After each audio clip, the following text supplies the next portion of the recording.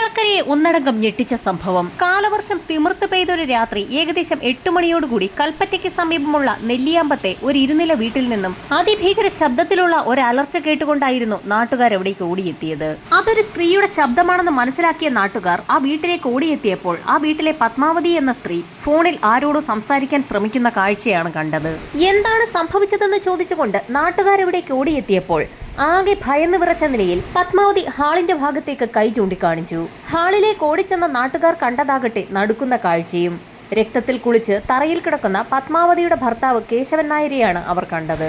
പത്മാവതിയുടെ ശരീരത്തിൽ കൂടി രക്തം വാർന്നൊഴുകുന്നത് അപ്പോഴാണ് നാട്ടുകാരിൽ ചിലർ ശ്രദ്ധിച്ചത്. എന്തു പറ്റിയെന്ന് ചോദിച്ച സമയത്ത് അതിനുള്ള മറുപടി പറയാൻ വാ തുറന്നത് മാത്രമേ പത്മാവതിക്ക് ഓർമ്മയുള്ളൂ. പൊടുന്നനെ ആ സ്ത്രീ ബോധം കെട്ടു വീണു. നാട്ടുകാരിൽ ചിലർ ഉടൻ തന്നെ ആംബുലൻസ് വിളിച്ചു വരുത്തുകയും പത്മാവതിയെയും കേശവൻ നായരെയും ആംബുലൻസിൽ ആശുപത്രിയിലേക്ക് ഷിഫ്റ്റ് ചെയ്യുകയും ചെയ്തു. യാത്രാമധ്യേ തന്നെ കേശവൻ നായർക്ക് മരണം സംഭവിച്ചു. മരണപ്പെട്ട കേശവൻ നായരെയും ഏകദേശം അബോധാവസ്ഥയിലായ പത്മാവതിയെയും കൊണ്ട് ആ ആംബുലൻസ് ആശുപത്രിയിലേക്ക് അതിവേഗം പാഞ്ഞു.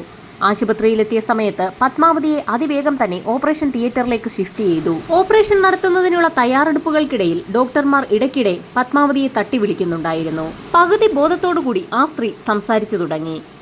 രാത്രിയിൽ മുഖംമൂടി ധരിച്ച ഏതോ വ്യക്തി തങ്ങളുടെ വീട്ടിൽ കടന്നുകയറിയെന്നും തന്നെയും ഭർത്താവിനെയും ആക്രമിച്ചു എന്നും ആ സ്ത്രീ നേരിയൊരു ഞരക്കത്തോടുകൂടി ഡോക്ടർമാരോട് പറഞ്ഞു. ആശുപത്രി അധികൃതർ വിവരമറിയിച്ചതിനെ തുടർന്ന് പോലീസ് സംഘം ആശുപത്രിയിലേക്ക് എത്തി.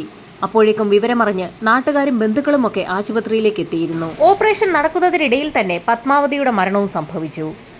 എസ്ഐയുടെ നേതൃത്വത്തിലുള്ള സംഘം പത്മാവതിയുടെയും കേശവൻ നായരുടെയും വീട്ടിലെത്തി അന്വേഷണം ആരംഭിച്ചു. റിട്ടയർഡ് ഫിസിക്കൽ എഡ്യൂക്കേഷൻ അധ്യാപകനായ കേശവൻ നായരെ ആ നാട്ടിൽ എല്ലാവർക്കും തന്നെ വലിയ ബഹുമാനമായിരുന്നു. കേശവൻ നായരും ഭാര്യയും അക്രമികളുടെ കുത്തേറ്റ് കൊല്ലപ്പെട്ട വാർത്ത ഒരു ഞെട്ടലോടുകൂടിയായിരുന്നു ആ നാടൊന്നടങ്കം കേട്ടത്. പോലീസ് നിർദ്ദേശം നൽകിയതിനെ തുടർന്ന് ഫോറൻസിക് സംഘവും സംഭവസ്ഥലത്തേക്ക് എത്തി. ആ വീടിനുള്ളിൽ നിന്ന് ലഭിക്കാവുന്ന എല്ലാ തെളിവുകളും പരമാവധി വിരലടയാളങ്ങളും ശേഖരിക്കുകയായിരുന്നു അവരുടെ ലക്ഷ്യം. കാപ്പിത്തോട്ടങ്ങൾക്ക് നടുവിൽ ഒറ്റപ്പെട്ടു നിൽക്കുന്ന ഒരു വീടായിരുന്നു അത്. ഫോറൻസിക് സംഘത്തിന്റെ പരിശോധന വീടിനുള്ളിൽ പുരോഗമിക്കുന്ന സമയത്ത് തന്നെ പോലീസ് സംഘം കാപ്പിത്തോട്ടത്തിനകത്തൊക്കെ ഒരു പരിശോധന നടത്തി. ആ സമയത്താണ് വീടിന്റെ പുറകുവശത്ത് ചാരി വെച്ചിരുന്ന ഒരു ഏണി പോലീസിന്റെ ശ്രദ്ധയിൽപ്പെടുന്നത്. ആ ഏണി ആരോ ഉപയോഗിച്ചതുപോലെയുണ്ടെന്ന് തോന്നിയ പോലീസ് സംഘം ഉടൻ തന്നെ ഫോറൻസിക് ടീമിനെ വിളിച്ചു വരുത്തി ആ ഏണി വിശദമായി തന്നെ ഒന്ന് പരിശോധിപ്പിച്ചു. ഏണിയിൽ നിന്നും വളരെ പ്രധാനപ്പെട്ടതെന്ന് തോന്നിക്കുന്ന ഒരു വിരലടയാളം ഫോറൻസിക് സംഘത്തിന് ലഭിക്കുകയും ചെയ്തു. ഇതേ സമയം തന്നെ കാപ്പിത്തോട്ടത്തിനുള്ളിലൊക്കെ പോലീസ് സംഘം ഒരു തിരച്ചിൽ നടത്തി. കാപ്പിത്തോട്ടത്തിനുള്ളിലൂടെ നടന്ന പോലീസ് സംഘം കുറെ ദൂരം മുൻപോട്ട് പോയപ്പോൾ ചെറിയൊരു കുളം കണ്ടു. ആ കുളത്തിന്റെ കരയിൽ നിന്നും രക്തം പുരണ്ട നിലയിൽ ഒരു തുണിയും കിട്ടി.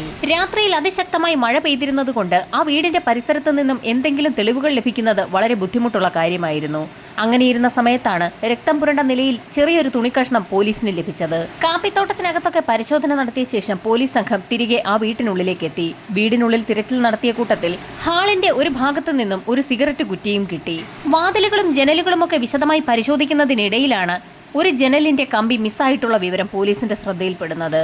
ഒരു കമ്പി ഇളക്കി മാറ്റിയിരിക്കുകയാണെന്ന് പോലീസിന് വ്യക്തമായി. കമ്പി ഇളക്കിയ ശേഷമാണ് വീടിനുള്ളിലേക്ക് കൊലയാളികൾ കടന്നിരിക്കുന്നതെന്ന് പോലീസ് നിഗമനത്തിലെത്തി.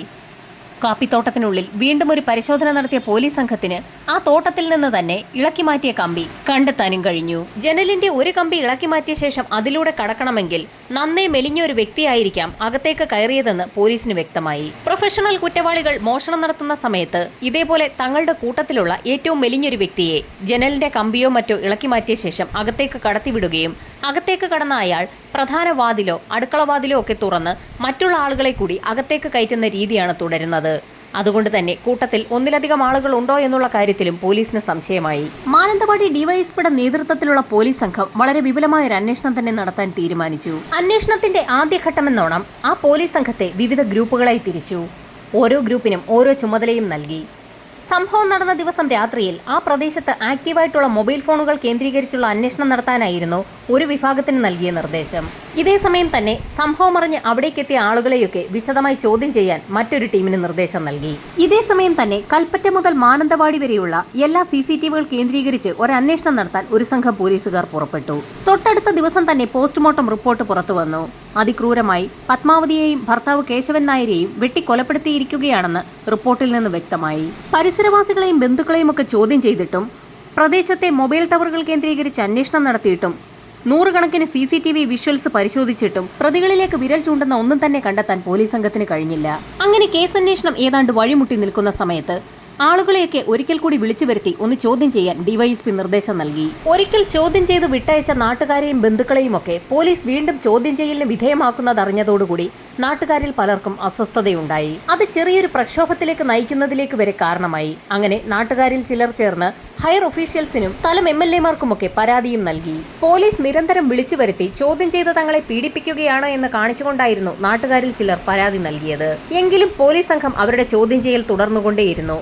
രണ്ടാം ഘട്ടത്തിൽ വീണ്ടും ചോദ്യം ചെയ്ത സമയത്ത് ഒരു വ്യക്തിയിൽ പോലീസുകാർക്ക് ചെറിയ സംശയവും ഉണ്ടായി. അയാൾ പറയുന്ന മൊഴികളിലൊക്കെ എന്തോ ചില കൃത്രിമത്വമുണ്ടെന്ന് മനസ്സിലാക്കിയ പോലീസ് സംഘം അയാളെ വിശദമായി തന്നെ നിരീക്ഷിക്കാൻ തീരുമാനിച്ചു.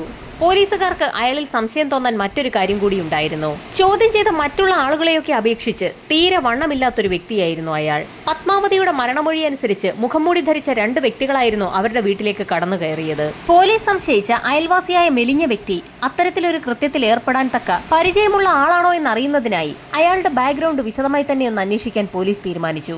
അർജുൻ എന്നായിരുന്നു അയൽവാസിയുടെ പേര്. ബോംബെയിലും ബാംഗ്ലൂരിലുമൊക്കെ ചായക്കടകളിൽ ജോലി ചെയ്തിരുന്ന അയാൾ ഇപ്പോൾ നാട്ടിൽ കൂലിപ്പണിക്ക് പോവുകയാണ്. പോലീസിന്റെ ആദ്യഘട്ട ചോദ്യം ചെയ്യലിൽ അർജുൻ നൽകിയ മൊഴികളിൽ നിന്നും തീർത്തും വിപരീതമായ കാര്യങ്ങളായിരുന്നു രണ്ടാമത്തെ ചോദ്യം ചെയ്യലിൽ അയാൾ പോലീസിനോട് പറഞ്ഞത്. അർജുനെക്കുറിച്ച് നാട്ടുകാരോടൊക്കെ അന്വേഷിച്ചെങ്കിലും മോശമായ യാതൊരു കാര്യങ്ങളും അവർക്ക് അർജുനെക്കുറിച്ച് പറയാനുണ്ടായിരുന്നില്ല. എങ്കിലും പോലീസിന് സംശയം തോന്നിയ സ്ഥിതിക്ക് അർജുനെ വീണ്ടും ഒരിക്കൽ കൂടി ചോദ്യം ചെയ്യണമെന്ന് തന്നെ ഡിവൈഎസ്പി അടങ്ങുന്ന സംഘം തീരുമാനിച്ചു. മൂന്നാമത്തെ തവണയും അർജുനെ ചോദ്യം ചെയ്യാൻ വിളിപ്പിച്ച പോലീസ് സംഘം വളരെ വിശദമായി തന്നെയാണ് അയാളോട് സംസാരിച്ചത്.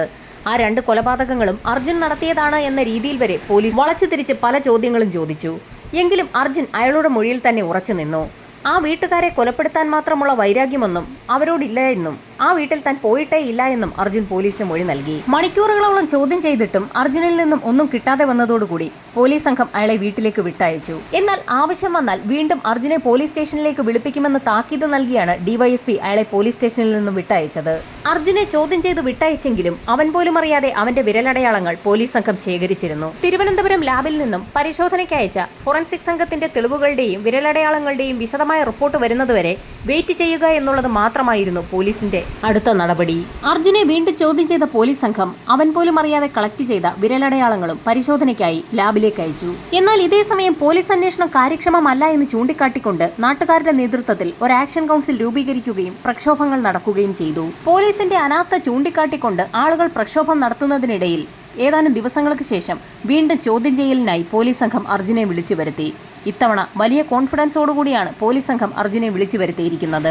പോലീസ് സംഘത്തിന്റെ ചാട്ടുളി പോലുള്ള ചോദ്യങ്ങൾ തലങ്ങും വിലങ്ങും വന്ന് പതിച്ചപ്പോൾ അർജുൻ തനിക്ക് ബാത്റൂമിൽ പോകണമെന്ന് പോലീസിനോട് ആവശ്യപ്പെട്ടു. ആ സമയത്ത് വാതിലിന് പുറത്ത് ഒരു പോലീസുകാരൻ കാവൽ നിൽക്കുന്നുണ്ടായിരുന്നു. അർജുൻ ബാത്റൂമിൽ കയറി 5 മിനിറ്റ് കഴിഞ്ഞു, 10 മിനിറ്റ് കഴിഞ്ഞു, 15 മിനിറ്റ് ആയിട്ടും അവനെ പുറത്തേക്ക് കാണാതെ വന്ന സാഹചര്യത്തിൽ പുറത്തുനിന്ന പോലീസുകാരൻ വാതിലിൽ തട്ടി നോക്കി. അകത്തുനിന്ന് യാതൊരു അനക്കവുമില്ല എന്ന് മനസ്സിലാക്കിയതോടുകൂടി പോലീസുകാർ ചേർന്ന് വാതിൽ തള്ളി തുറന്നു. ഞെട്ടിക്കുന്ന ഒരു കാഴ്ചയായിരുന്നു ബാത്റൂമിനുള്ളിൽ പോലീസ് സംഘം കണ്ടത്.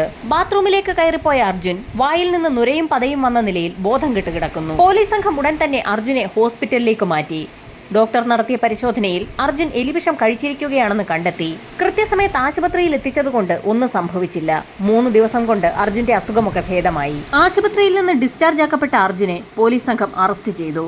നെല്ലിയാമ്പം എന്ന സ്ഥലത്ത് നടന്ന ഇരട്ട കൊലപാതകങ്ങളുടെ പേരിൽ അർജുൻ എന്ന ചെറുപ്പക്കാരനെ പോലീസ് സംഘം അറസ്റ്റ് ചെയ്തു എന്നുള്ള വാർത്ത അതിവേഗമാണ് നാട്ടിലൊക്കെ പരന്നത്. പ്രതിയെ അറസ്റ്റ് ചെയ്ത സമയത്ത് തന്നെ ഡിവൈഎസ്പിയുടെ നേതൃത്വത്തിൽ ഒരു പത്രസമ്മേളനവും വിളിച്ചു ചേർത്തു.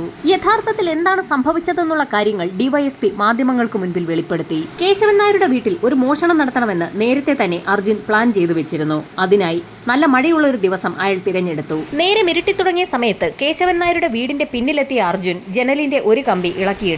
വീടിന്റെ പുറകിൽ എന്തോ ശബ്ദം കേൾക്കുന്നതായി തോന്നിയ കേശവൻ നായർ പ്രധാന വാതിലിലൂടെ പുറത്തിറങ്ങി വീടിന്റെ പിൻവശത്തെത്തിയെങ്കിലും അവിടെയെങ്ങും ആരെയും കണ്ടില്ല. വീടിന്റെ പിൻഭാഗത്തൊക്കെ കേശവൻ നായർ തിരച്ചിൽ നടത്തിയ സമയത്ത് അർജുൻ വീടിന്റെ മറുഭാഗത്ത് കൂടി ശബ്ദമുണ്ടാക്കാതെ വീടിനുള്ളിലേക്ക് പ്രവേശിച്ചിരുന്നു. ആരും അറിയാതെ പടിക്കെട്ടുകൾ കയറി 2ാമത്തെ നിലയിലേക്കാണ് അർജുൻ പോയത്.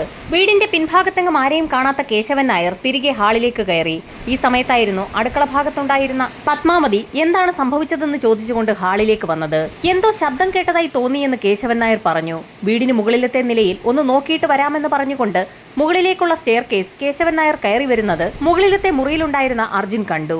താൻ പിടിക്കപ്പെടുമെന്ന് മനസ്സിലാക്കിയ അർജുൻ വേഗം സ്റ്റെയർകേസിലൂടെ താഴേക്കിറങ്ങി ഓടാൻ ശ്രമിക്കുന്നതിനിടയിൽ കേശവൻ നായർ അയാളെ കൈയോടെ പിടിച്ചു. ഈ സമയത്ത് കൈവശമുണ്ടായിരുന്ന കത്തിയെടുത്ത് കേശവൻ നായരെ കുത്തി വീഴ്ത്തുകയായിരുന്നു.